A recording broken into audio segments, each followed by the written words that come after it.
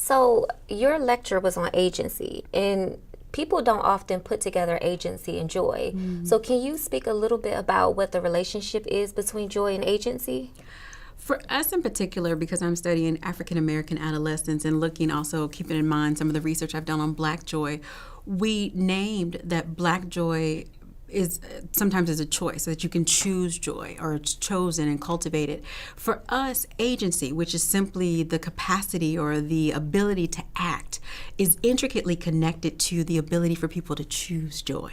And so for us, we do a lot of linking between one's ability to see that joy is a possibility and then to be able to go after it. So in some ways, agency is required in order for you to get to joy, and especially in the situations where joy doesn't seem like an obvious option.